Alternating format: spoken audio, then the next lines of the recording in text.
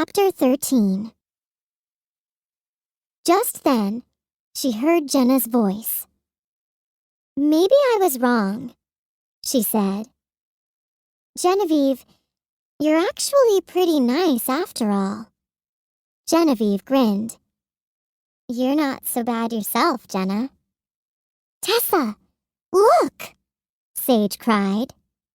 Tessa grabbed Sage's hand. Before Sage's amazed eyes, positive wish energy began to pour out of Genevieve, who had no idea that anything was happening. It danced through the air in a beautiful rainbow-colored arc before being absorbed into Sage's wish pendant. And that's when the countdown clock stopped. "Wish granted. Mission complete," the Stars app screen read. And then, "Come home." Tessa jumped up and down and hugged Sage. "I can't believe it! You did it!" she shouted. "This calls for some more lemonade." Ella laughed. "Wow," she said. "Sage's friend really likes tie-dye."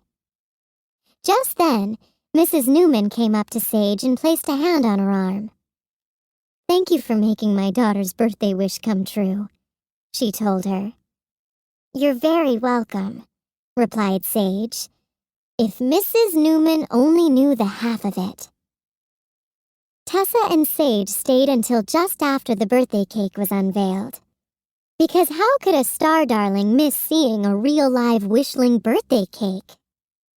Everyone gasped when they saw the colorful confection, tie-dyed frosting on the outside, and vibrant tie-dyed cake on the inside. Instead of candles, a profusion of sparklers rose from the center, shooting out a cascade of shimmering sparks. Everyone sang, except for the star darlings. They didn't know the words. "I don't have to make a wish," Jane said as the cake was placed in front of her. "I got just what I wanted." She smiled at Sage. "Thank you, Sage." "Oh, make one anyway," suggested Sage.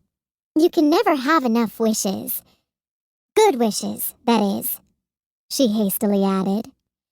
"I'll see you at home," Tessa told Sage when she had finished her third glass of lemonade. "This stuff is so good," she said. She gave Sage a big hug, then grabbed her shoulders and looked deeply into her eyes. "Now it's time for you to say goodbye to Jane and Genevieve." Sage gulped. How she hated goodbyes. She had known this was coming, but it still was not going to be easy. Even though she hadn't really been assigned to Jane, she was still going to miss her. And Genevieve? She would never forget her first wisher. Ever. Sage found Jane and Genevieve together, chatting like old friends.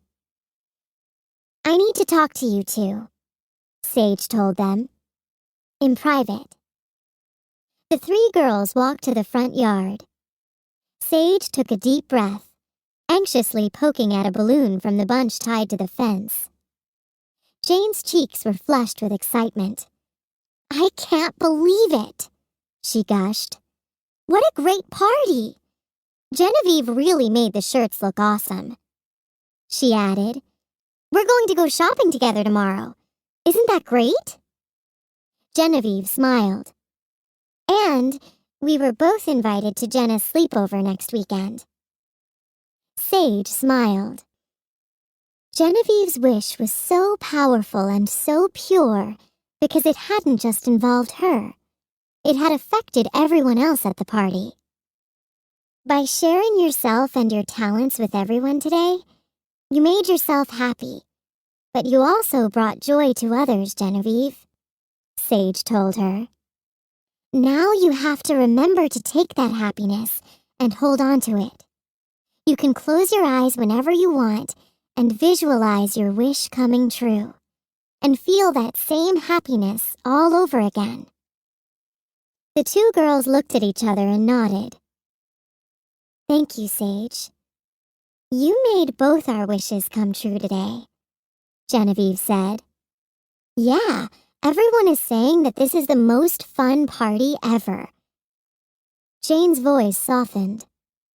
Sage? Why do you look so sad? I've gotta go, Sage said, her voice thick. She was unable to meet Jane's gaze. It has been great getting to know you guys, and... Then her voice trailed off. But she had an idea. It went against everything she had been warned about. However, it just felt right. Summoning her energy, she held her wish pendant tightly in her hand and recited, Starlight, star bright, the first star I see tonight. I wish I may, I wish I might, have the wish I wish tonight. Jane and Genevieve looked at her oddly, but their expressions quickly changed to ones of amazement. A warm glow came over her, and Sage could feel it coursing through her body, from the ends of her braids to the very tips of her toes. She glanced down at her now lavender hair and admired her skin, which was glimmering once more. Jane and Genevieve just stared, their eyes wide, almost entranced. Oh, Sage, Jane breathed. You're so beautiful. Jane reached over and touched Sage's hair. Your hair is lavender. And your skin is so sparkly. Genevieve shook her head. How in the world? Without thinking, Sage leaned forward and gave first Jane and then Genevieve a tight squeeze. When she stepped back, she had returned to her dull wishling appearance. The two girls stared at her blankly. Are you two okay? Sage asked them. The girls both had curious but distant looks on their faces. Excuse me, Jane said. But do I know you? She smiled politely, waiting for an answer. Yeah, said Genevieve. Have we met before?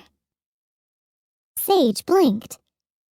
It looked like her goodbye hug had completely wiped the girl's memories. No, she managed to say. You don't know me at all. She took a deep breath. I just wanted to wish you a very happy birthday, Jane.